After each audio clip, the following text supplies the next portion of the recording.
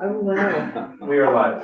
All right, good morning. We are in Senate Judiciary. It's February 19th. We have S-193 in front of us, and we have Commissioner Manoli here to testify on I think a pretty narrow portion of the bill. So just wanted to give you the floor and hear your initial thoughts, and I suspect we'll have some questions too. So thank you members of the committee. It's an honor to be here. I'm Wanda Manoli, Commissioner of Buildings and General Services. I do appreciate, I'm going to speak to the draft, I put these on, to draft 1.1 that's dated February 16th, 2026. I appreciate the work that's gone into the bill from the first time that I read it. So thank you. I was a little concerned that I had a whole new role and responsibility with the previous draft. Yeah. But I think, you know, in reading the bill and understanding the goals of what we are trying to accomplish, very simply moving the contracting process for this overall master contract to perform the evaluations that have been outlined makes total sense. And we understand that. We've gone through the bill. We see you have some criteria and there are some expectations.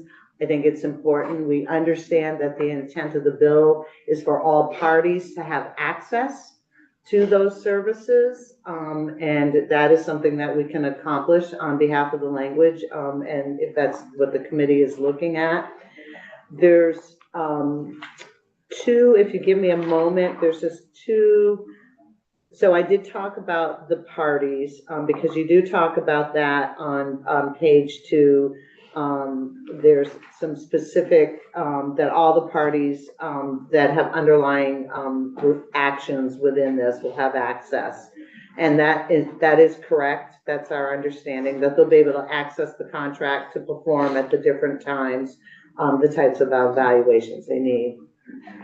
So just logistically speaking, so it would be either the prosecutor or the defender reaching out to BGS and saying, we need a competency eval, or how? No, so what the process would be, the courts or the prosecutors would have access to what we call an umbrella contract. So it would be a statewide contract that they would be able to utilize. And within that, you would identify, and moving forward with this, I'm sort of explaining, I'm answering your question and telling what you do. As we would develop the RFP to go out, we would reach out to those parties to ensure that the contract would have elements that they need in order to utilize the contract. So it would be a very open-ended discussion before we put the RFP out. But it's a statewide contract. We wouldn't manage it. And that's one of the pieces that I'd like to point out. We would make the contract available. We would manage the process. We would work with all of the parties on getting a clear, cohesive RFP that they can utilize, and they would be guaranteed the price and the services would be in there. So is that clear? Yeah, yes. Yes, I think there was a draft where we were actually, I think it wasn't really the intent, but it was, we were reading it that we would be the ones managing the oversight of these, and that's not in our wheelhouse. So speaking to that, Chair, if you just give me a second, I think it's on page 10. And on page 10, section B, this is the section that you're referring to about any records related to a person, place of the forensics facility shall be exempt from public exemption copying under the Public Records Act. I just want to point out here, because this is where it came to us, BGS will manage the process, which we do, put the contract in place. When contractors aren't following a contract, they'll come to us and we hold them accountable to the provisions in the contract. But I do want to make sure that everyone understands that we wouldn't be paying those bills on behalf of the individuals that use them, and we would not be managing or handling the records. Those would sit with the entities that utilize the contract. So if there was ever a public record request, and there's certain things that are preserved in it. We would not be processing or managing that. We do not want to be the formal keepers of all of the records. And that's really, really important, that that's not assumed that we will be, that sits with the businesses that use the contract. Thank you. Senator Rhodes. Is there language change in the bill that is needed to make that clear, or is that just something people need to be aware of? I don't think you have to put it in the language. I mean, I'm gonna be really honest, I haven't put a whole lot of thought into that. But and we could just reach back out to you if we think there's like a sentence that we could add, that everyone understands that when they use the contract, they're the ones that are responsible for maintaining those records. Sometimes that can be confusing, but I also, this is not my area of specialties regarding the subject matter, but I do think that there's probably many of these records that are preserved or are not available under public records because they're about individuals. So I'm not that concerned, but I just want to make sure that everyone knows when they utilize it that they're responsible for it. Yeah, that makes perfect sense. And Yeah. I agree. If there is something that you feel like should go in there to make that clearer, I guess just let us know. So, and if there's, we'll send you a note. I'll go back and just talk to my team and talk to my my general counsel to see if there's anything that we would think would need to be there, if that's acceptable. Oh yeah, that sounds good. Thank you. So those are my comments on version 1.1. Do you have questions of me? I don't have any other questions. Do you? Any No. others? I do know you have a few other colleagues who are here. Did you want them to testify on anything, or were they just here just in case? So, Cole has oversight of our legislative process and sort of keeps monitoring things for me. So I don't think he has anything that he'd like to add. No. Okay, just wanted to offer the opportunity, and Thank you. yeah, we just wanted to hear from you regarding the contracts piece and any other thoughts that you may have had on the bill. So yeah, thank you for your time. Thank you. Appreciate you coming in. Have a great day. You as well. Okay, I'm gonna. She has to stay. All right. Next up, we have Commissioner Moran.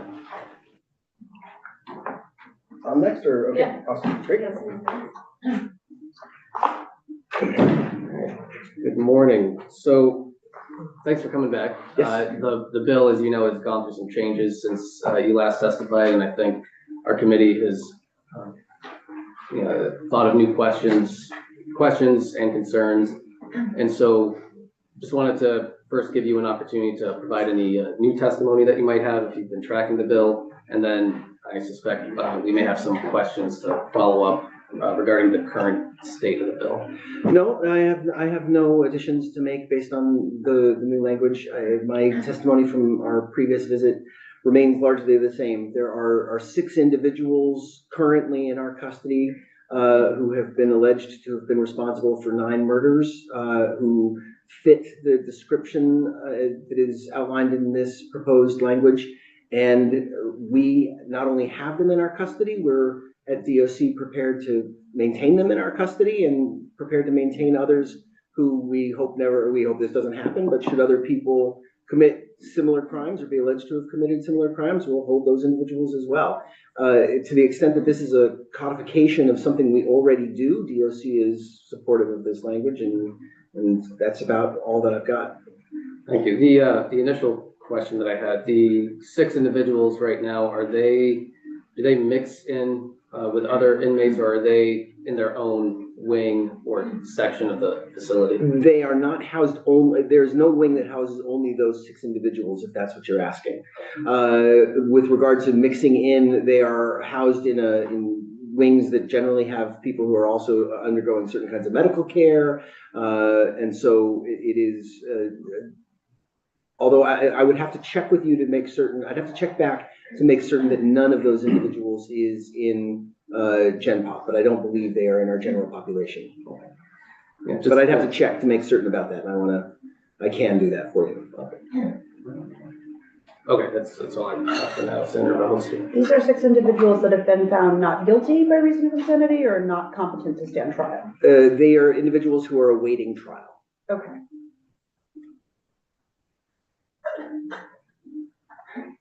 So I know a few other, well, a general discussion around, let's see, general discussion around whether or not this should be under your purview or the Department of Health's purview, or making it the agency of the AHS, and kind of trying to divide responsibilities, where DOC would be responsible for making sure there's a secure facility, and DMH would be responsible for ensuring that there is adequate care and appropriate care being provided. Do you have any thoughts on that piece? Well, anything that's under DOC or under DMH is under AHS, of course. It's all under AHS. And so the secretary is, has been involved in these conversations and the review of this proposed language from the beginning. The people who are in our custody are receiving care that we provide either through our own auspices or under the guide of our contracted healthcare provider, WellPath at this time. And I don't see a reason that would necessarily change. We'd have to add additional capacity, especially with regard to competency restoration. That's not something that we currently actively engage in, although we do engage in mental health treatment. But that is something that the healthcare provider with whom we currently contract provides in other locations. So I don't see that as a difficulty. It's just a matter of contracting and or hiring new individuals. But ultimately, people in our custody receive care in our custody. And there was one other piece we added, which was that the Commissioner of Corrections shall provide adequate and appropriate care rather than may provide adequate and appropriate care. Any thoughts on that language change, or does it not quite make a difference? I believe it's fully incumbent on anybody who sits in my seat to do that already. There is no one in our custody for whom we do not care. The Vermont DOC is very clear that custody has to come with care. And Secretary Samuelson is very clear that a community level of care is what we are striving for. The shall versus the may, I cannot imagine a commissioner ever hanging his or her hat on the may for why he or she chose not to provide that kind of care for someone. Makes sense. Any other questions for the Commission? How are you, sir? Good to see you. You as well. All set? Yeah, I think we're all set. If you don't mind sticking around just in case. I shall remain until we're done. Great, thank you. Thank you. And Karen?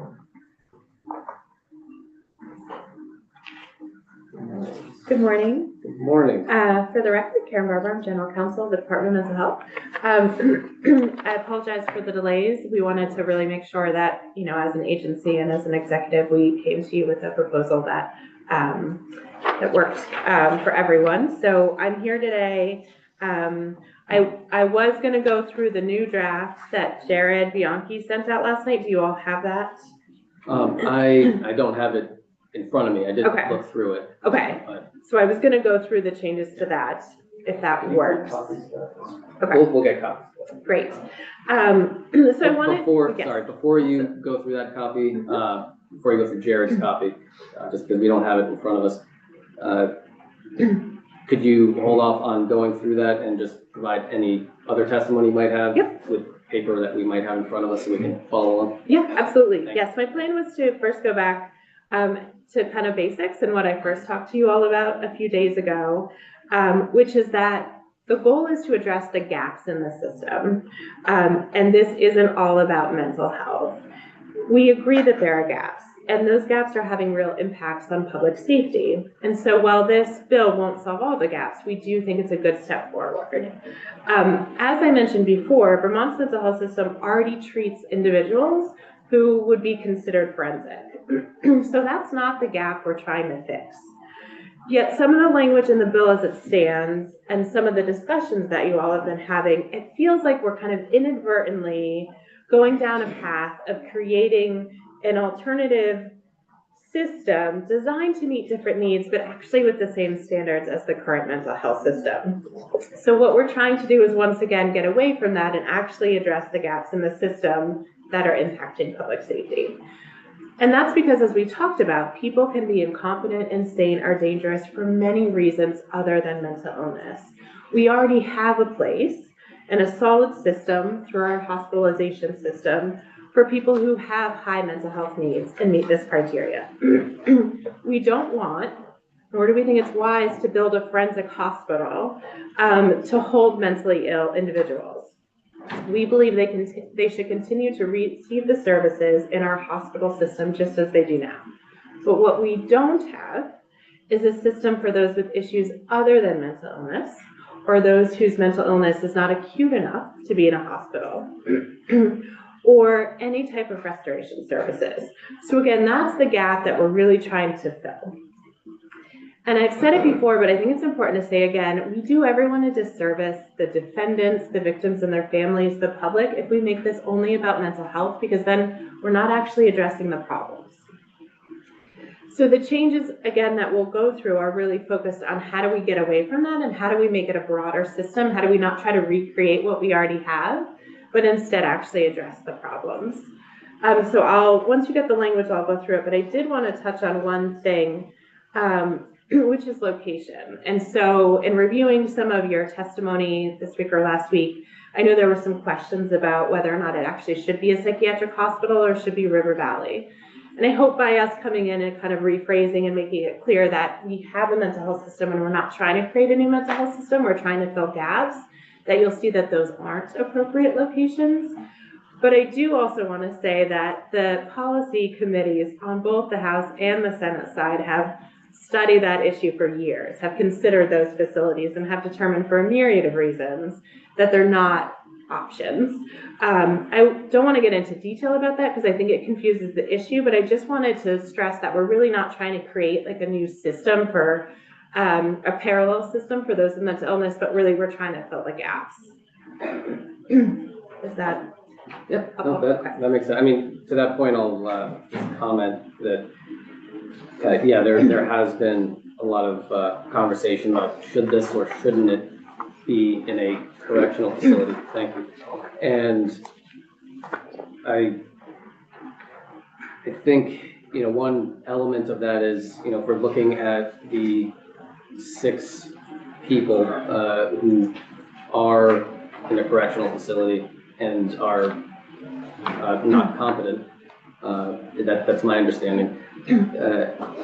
If they were competent, they would still be getting held at a correctional facility anyways, because they would be getting held without bail.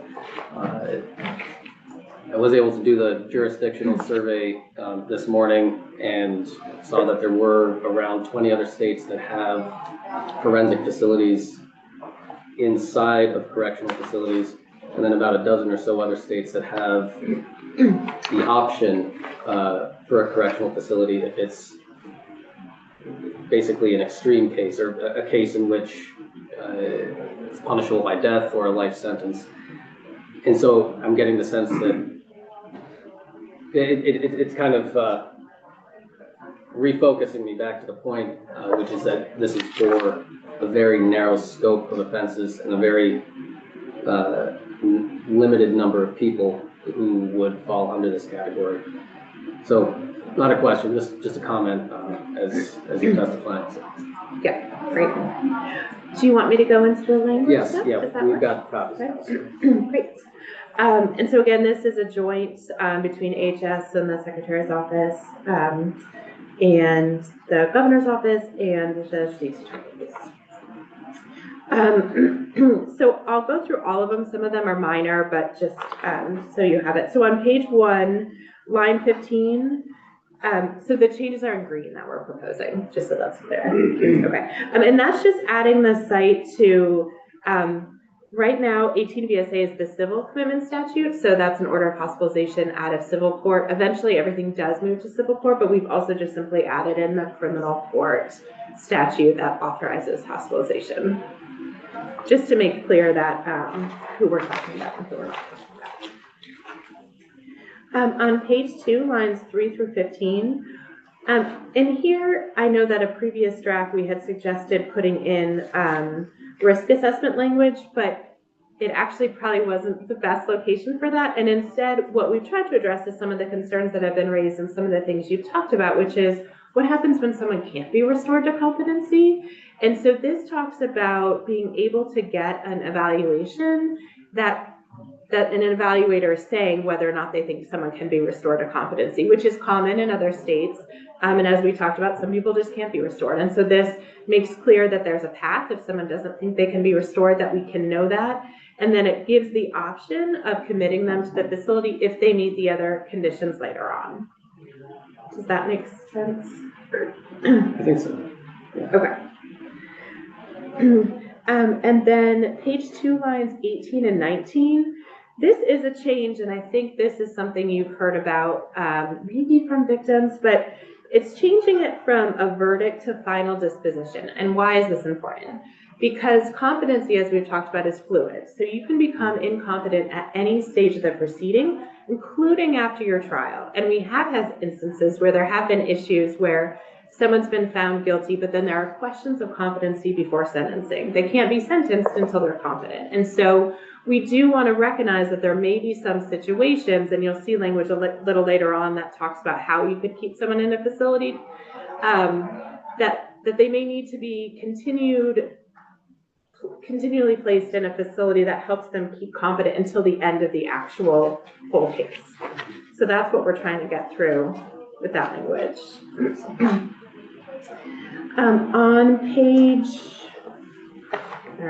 On page 3 through 9 through 11, this is where we add some of that language. So it says the court can make a determination to keep them until there's a final disposition if the court finds that the individual is unlikely to remain competent outside of the facility.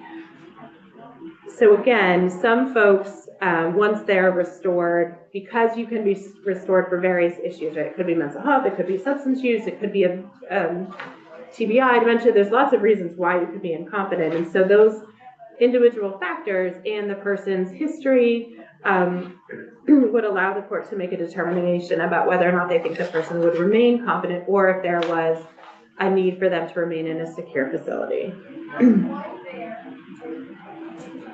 So one question I have, how would this interface with somebody who is currently being held without bail, which I would imagine, which would apply to everybody under this category?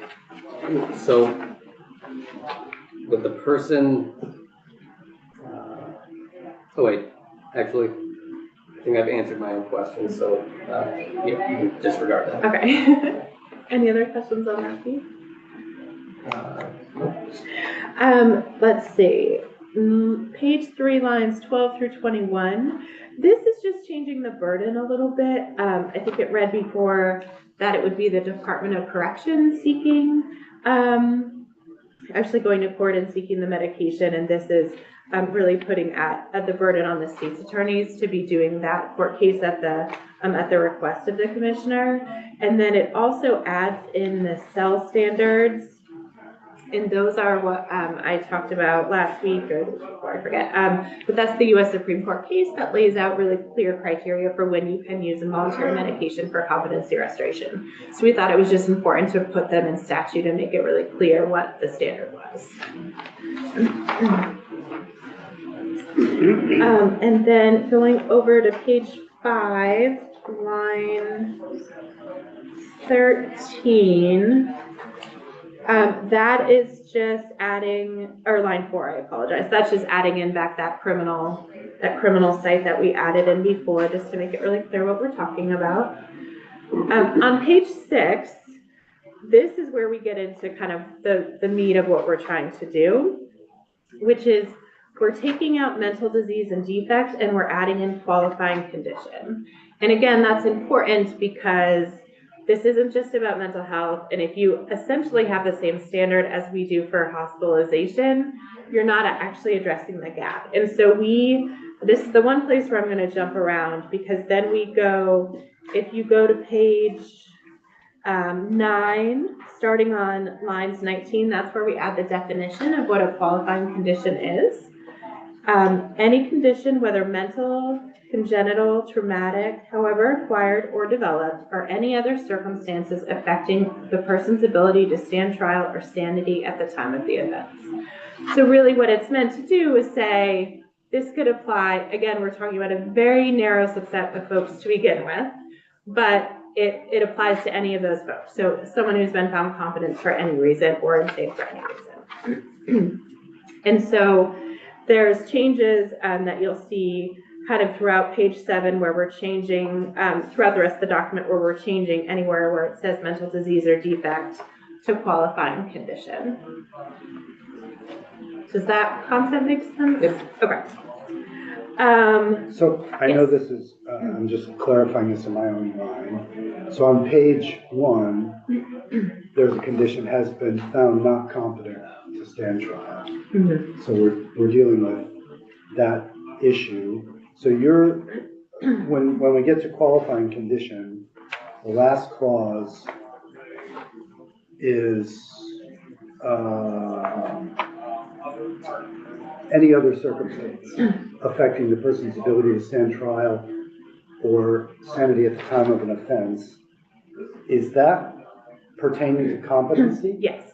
So competency at trial would not be mental health, it would be any circumstance?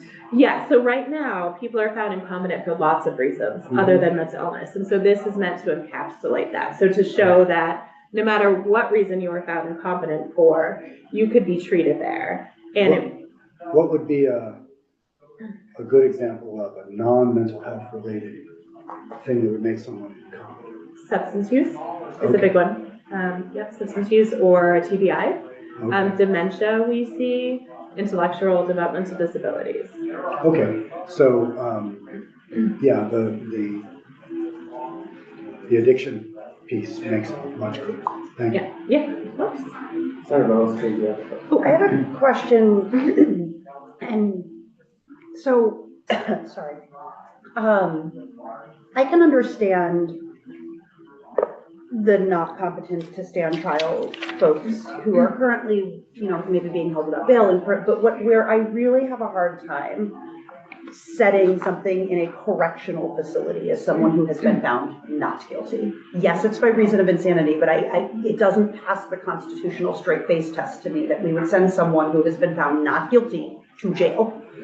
And so I am really struggling with that. And again, I can understand when we're talking not competent, if those people were competent, they would be being held. This makes sense. Mm-hmm. But someone who's been found not guilty can't be sent to jail.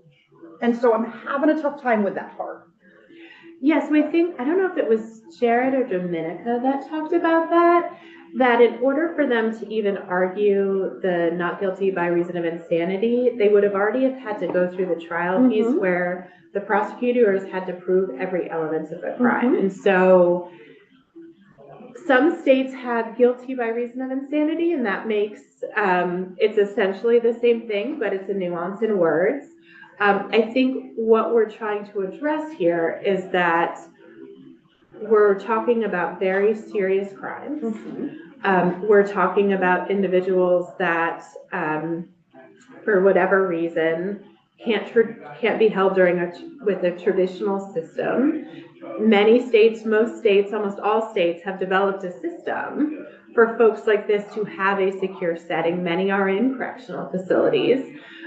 Where they are held if there continues to be public safety concerns. And so I think one of the important parts of what we're trying to do here is to make it really narrow, make sure it's focused on both treatment, whatever that treatment needs are, and accountability. And have a process where once someone is able to go back out into the community, there's a way and a path for them to do that. And so I think we do have a real gap in Vermont that we don't have a secure setting for folks like that. What I want to be clear, I'm recognizing that there is a gap. What I am struggling with, and, you know, our attorney has testified that of the sampling they did, he could not find another state that held these folks in a jail. You know, we've also heard from our Defender General that constitutionally we cannot hold these folks in a jail. And for me, we're saying it's not a jail, but it's in a jail. It just doesn't, I'm not denying that there's a gap that needs to be addressed. What I am saying is addressing it by putting people who have been acquitted of a crime in jail is a constitutional problem for me. Yeah, I think I think people are raising lots of valid concerns. I think we feel strongly that this is a path forward. We feel that it is a path grounded in meeting constitutional requirements. But certainly those are big policy decisions that you have to work through. So, I mean, initially it was a red flag for me as well, and then learned more about the process. And I mean, I think at least the constitutional question has been answered back in the 70s. Looking at the O'Connor versus Donaldson case, where which is cited in U.S. versus Weed. And in O'Connor, the U.S. Supreme Court says that the purpose of commitment following an insanity acquittal is to treat the individual's mental illness and protect him and society from his potential dangerousness. The committed acquittee is entitled to release when he has recovered his sanity or is no longer dangerous.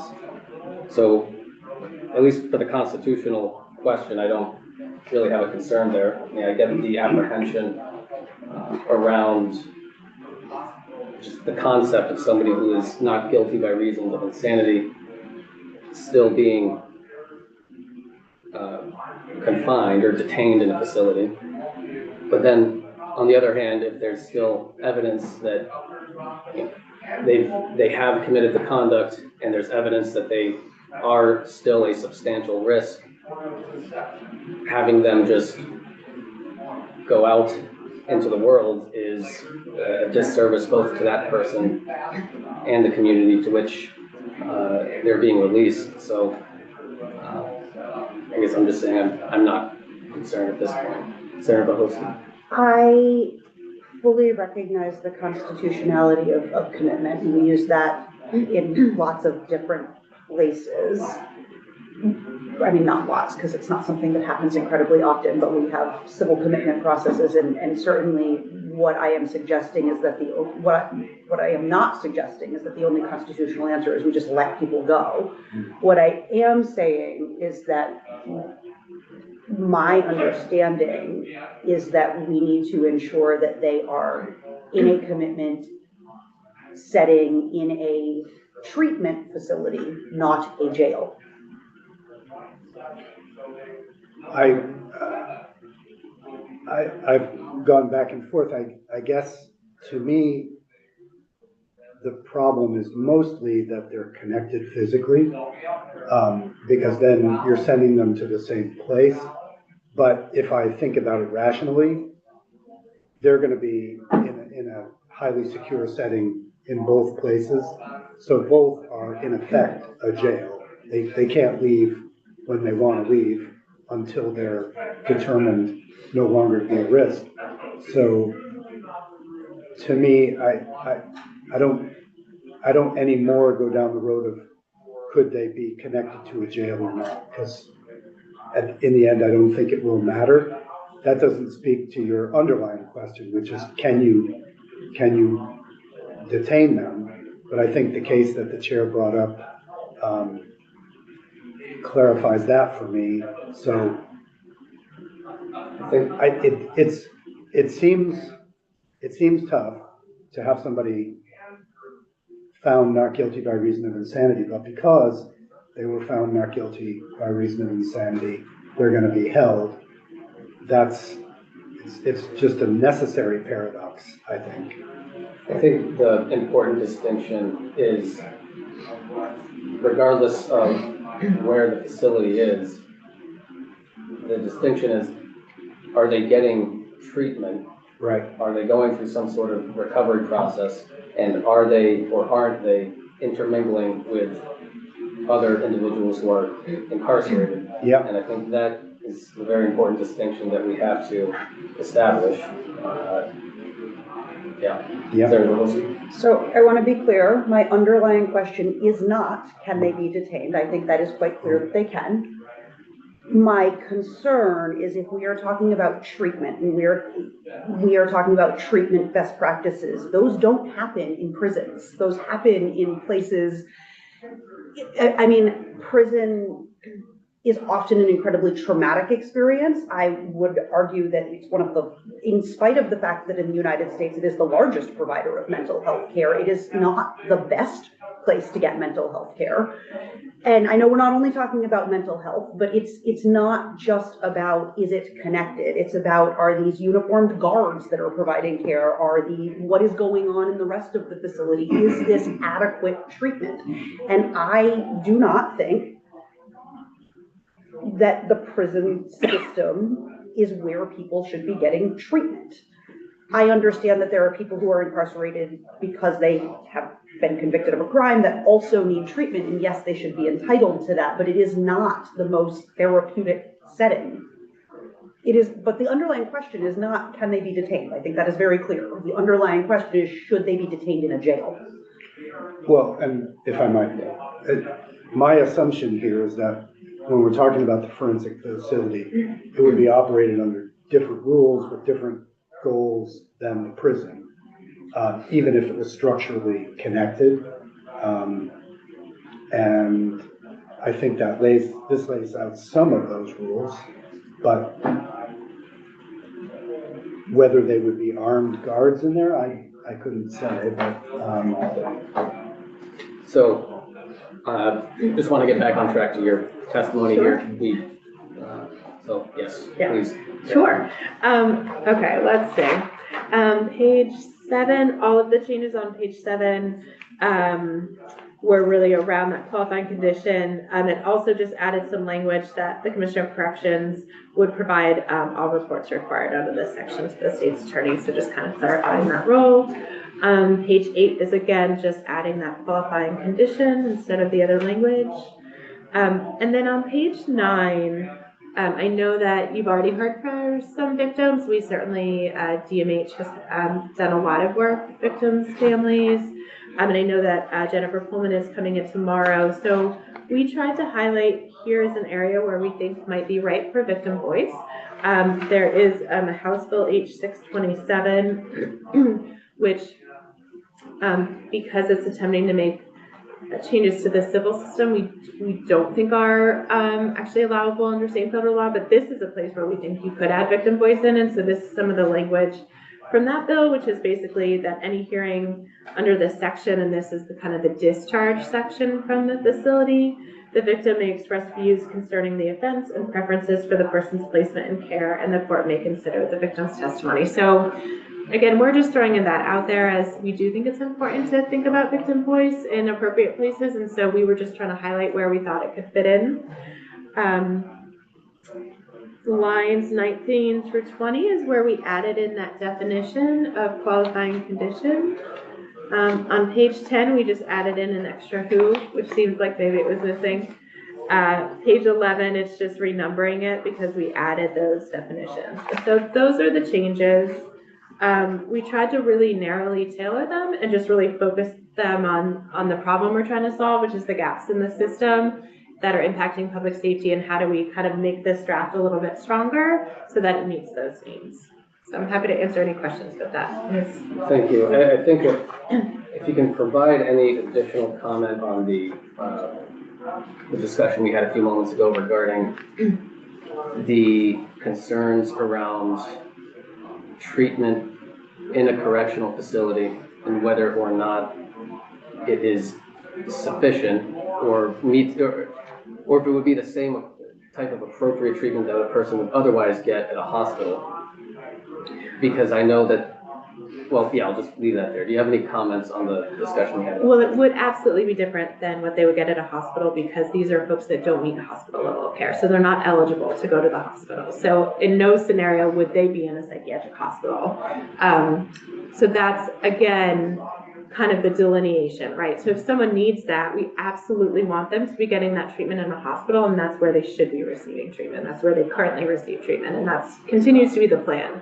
We're talking about people that don't need that high level of care. If at any point, and there's language in there, someone in the forensic facility decompensates to the point where they meet hospitalization criteria, then DMH would place them in a hospital, treat them, and then discharge them back once they were treated. So we're not talking about folks that need to be in the hospital. If they do, they will go.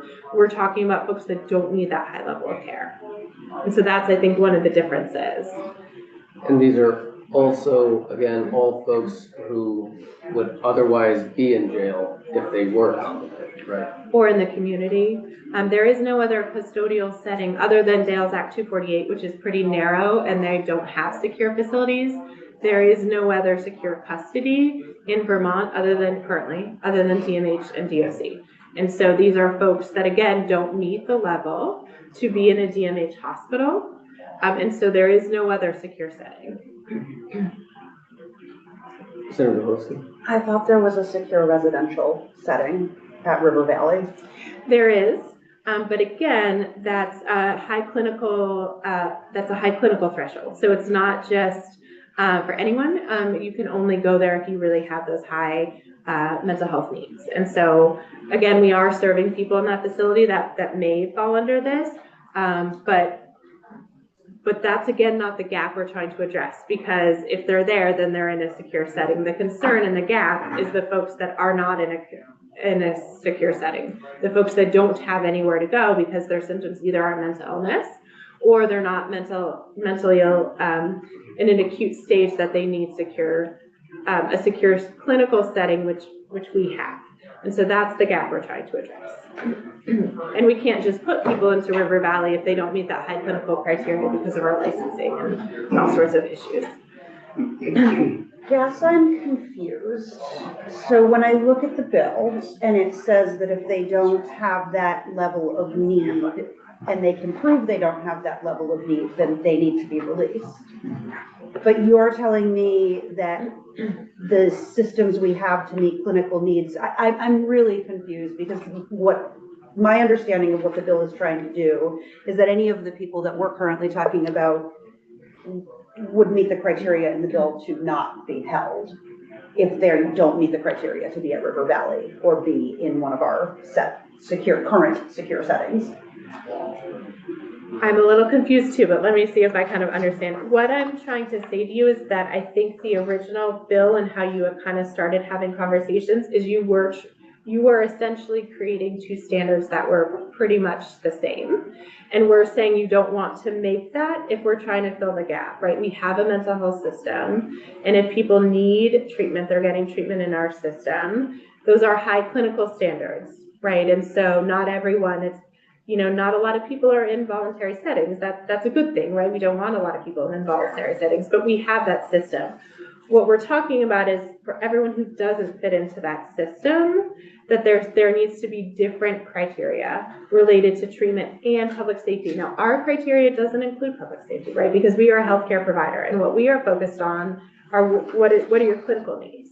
And so what we're saying is there needs to be a system that looks at not just your clinical needs, but also what are the public safety needs and how do they go together. And so what we're trying to create with this is for a very small, narrow population of folks accused of committing very serious crimes, that public safety and treatment are part of it. And so they are different criteria. Did that kind of answer your question? No, but I appreciate that. I'm trying to figure out how to put it into words. So for the people that are not competent, I fully understand why this bill works, how this bill works. For the people who have been found not guilty by reason of insanity, we had the discussion, I think, yesterday, that they cannot be held simply because they are still dangerous. We may not like that, that it has to be the combination of still having mental health or qualifying condition need Mhm. and dangerousness. It can't be one or the other. So if they're no longer meeting the clinical criteria for treatment, how can we still hold them at all? So I think the bill lays out kind of how you do that. How, if you're asking how that's different than DMH, No, I'm asking how that's constitutional. um, My issues with how this is worded is that I think the section about those who have been deemed not guilty by reason of insanity is unconstitutional. Because what we have heard is 2 criteria have to be met to continue to hold someone who has been Right. found not guilty. And that is that clinical, however we're wording it, that treatment need right, is still there. Right. And they are dangerous. If one of those things falls out, we can no longer hold them. So if the clinical need is not high enough to meet the treatment level that we currently have in existence, how can we continue to constitutionally because those are hold them? different standards, because needing to be in a mental health hospital is a much higher standard than having clinical needs that are significant enough that it's relating to public safety or dangerousness, right? So if someone has, say, substance use issues, they're never going to be eligible for a hospital. It doesn't mean that they have unmet treatment needs that impact public safety, but they wouldn't meet our criteria. That's the whole point. They don't meet our criteria. We're developing a different criteria, still connected to treatment, but we have to acknowledge that our treatment thresholds for mental health hospitalization are different in other settings. And so does that explain? Now I see what you're getting at. That's the difference, is these are very high over here for a very narrow issue, which is, do you meet criteria to be in a hospital? These are, do you have enough treatment needs that it's impacting your ability to be safe in the community?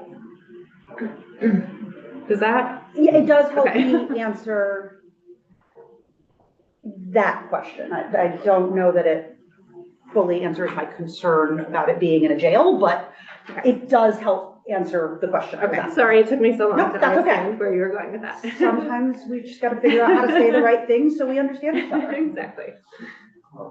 One piece that I wanted to raise regarding section 1, I think I've figured out what my concern is.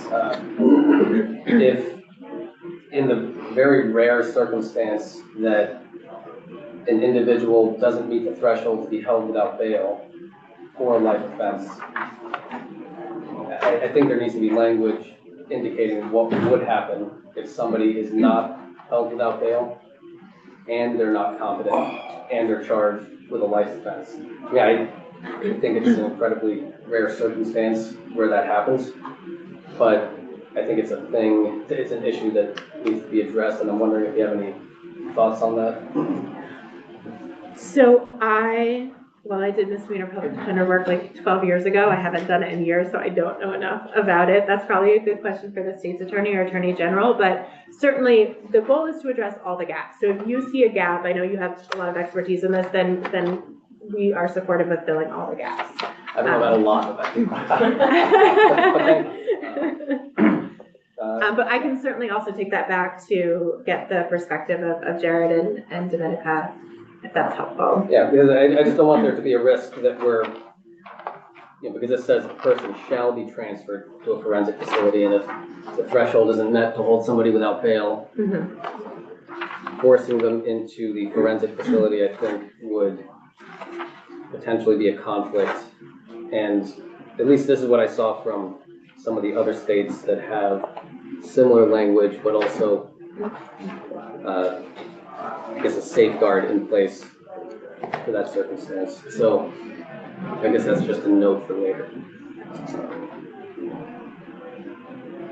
Committee, any other questions?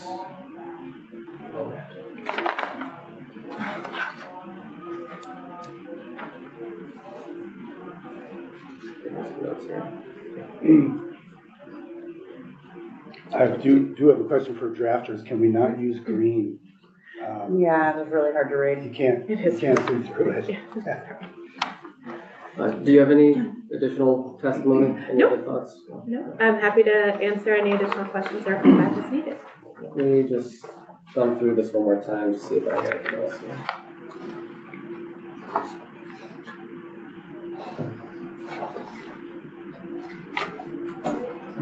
Well, one question, I don't know if you'll be able to answer this. I did send it to Judge Zone, and he's talking to some of his colleagues, and he'll get back to me by tomorrow. But I think there was a question about whether or not we should be using the civil commitment process through family court rather than the criminal division, because there's already some of that process already created in the family division and familiarity with it. By any chance, do you have any thoughts on that? So I think that part of the reasoning why the joint decision was to make there be continued jurisdiction in criminal court was that family court matters by statute are confidential. And there's a real desire with this process to make it, because it is more focused on public safety and treatment, that victims have a right to be involved, to see what's going on. In family cases, they can't, right? Those are closed proceedings. And so the idea is that it would be a more public process. And so that there would be that option for people to be more involved and to see more transparently what was happening.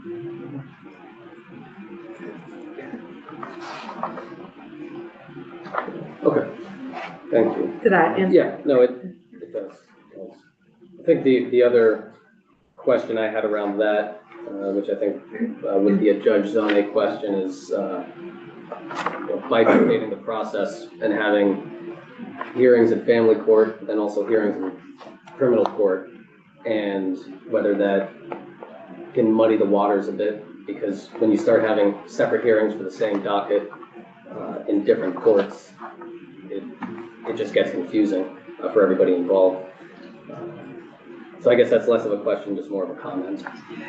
I don't know that there would be a place for family court. If these are folks, if the goal is to address the gap, which is folks that aren't necessarily in the mental health system, I guess there could be a case where there is an order of non-hospitalization, although for the most part, we're talking about folks that aren't under DMH custody. And I think that's one of the things we've really seen with accountability court. I think there was this idea that most of those folks are actually interacting with our system. Very few of them actually were. And so we're not talking about folks that are really already in the civil system. We're talking about folks that aren't in a system because there's a gap. And so I don't know that it would actually be a huge difference, because again, a lot of them aren't already in family court. I see the last question I have here that we were talking about is on page 9, line 14. And I'm looking at the draft, not the draft that we got this morning, but there was a question there where it says the Commissioner of Corrections shall establish and operate a locked and secure forensic facility. And I believe the committee yesterday was contemplating adding the Commissioner of Corrections, in consultation with the Department of Mental Health, shall establish and operate a locked, secure forensic facility. Do you have any thoughts on that potential addition? I think it could be with the Agency of Human Services, Yeah. but again, I think this isn't a mental health problem alone. And we need to, if we really want to address the gaps, we need to kind of stop thinking about it that way. But certainly, I think the Department of Corrections is already under the Agency of Human Services. We work closely all of the time. But I think if you want to add AHS, that makes sense. But I wouldn't call out any specific departments, because again, we're trying to address kind of the issue holistically. Yeah. Is that a hand up? Any other questions, comments? No. Anything else from you? I don't think so. Well, we've got additional time. Any other witnesses in the room who wanted to chime in based on what you've heard so far? No? Okay. Thank you. Yeah, thank you very much. So, generally speaking, committee, how do we feel about this now, based on the testimony we received?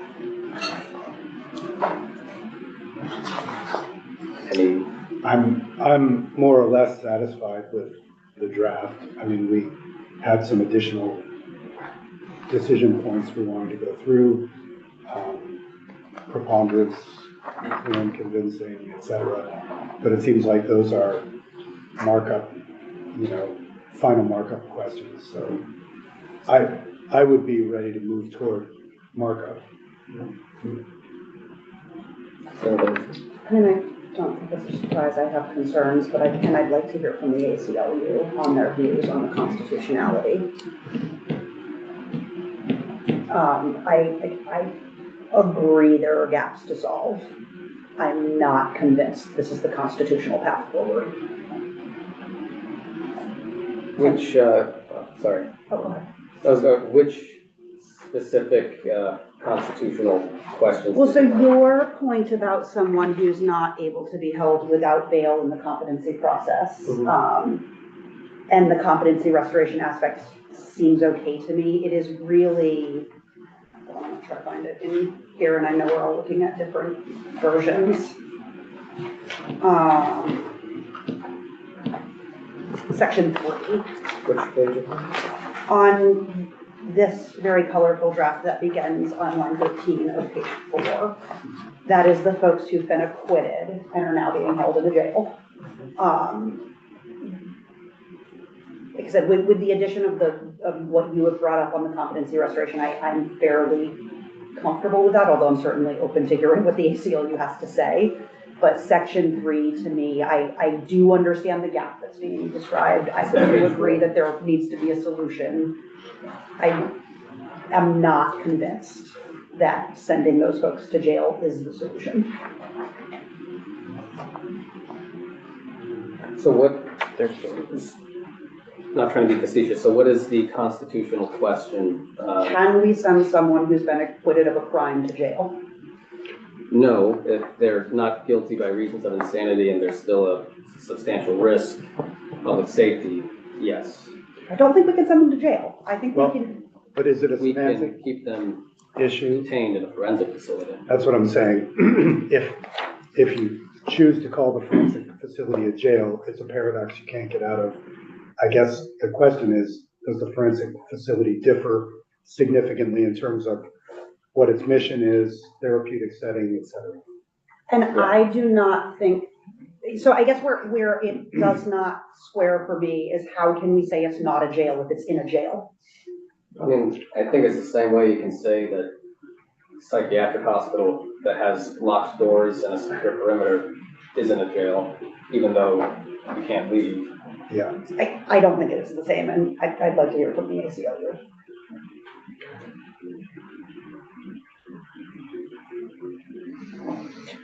Yeah, I was listening on my way in, and I struggled with the same thought of putting these individuals in a jail. But as Senator Baruth said, when you think about it, you can't come and go as you please. So if the setting is right, I think it's a fine place to be able to house these individuals as a forensic facility.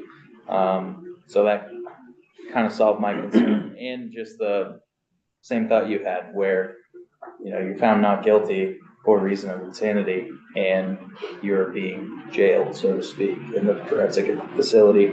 But I think that concern was eased for me with the testimony that was given before about how it's kind of just what we call it. In other states, it's called guilty by reasons of insanity. So that eased my concerns a bit. It's just kind of the wording and the paradox that we can't get out of. Yeah. Senator Norris, any thoughts? Oh, well, as you well know, I missed most of the testimony here because I went up to the House floor. I guess I'd like to hear from the ACLU to see what they have to say. I'm sure it's not going to come as a surprise to me, but let's give them that opportunity to express their opinion. I did reach out to see if they can testify or if they want to testify a little while ago. So hopefully we can get them on for next week.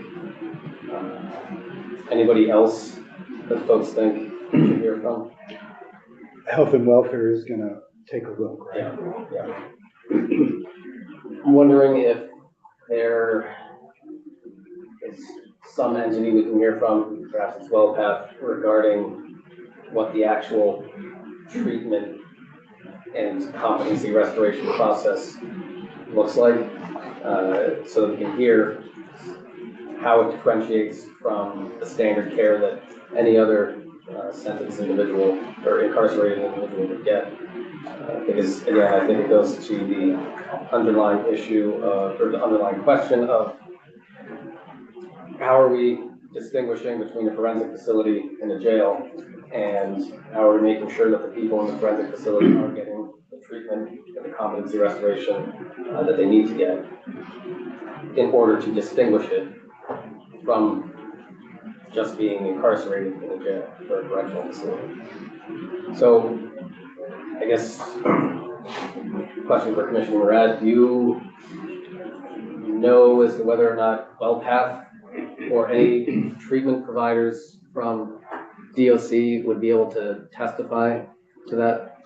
Well, Pat has made itself available to HCI and other committees on other matters. I'm confident they'd be able to come and talk about this. Okay. I believe these are services that they do provide in other facilities in other states. And so I think that they would be able to give some information to this body. Great. Could you, or a colleague of yours, We will coordinate with our committee assistant, please, Yes. and get us that contact information, and we can hear from them next week, and then probably get the ACLU on the schedule as well. Are there any other witnesses that folks want to hear from? Okay. All right. So on that note, I think we're all set for today, and thank you again to all the witnesses for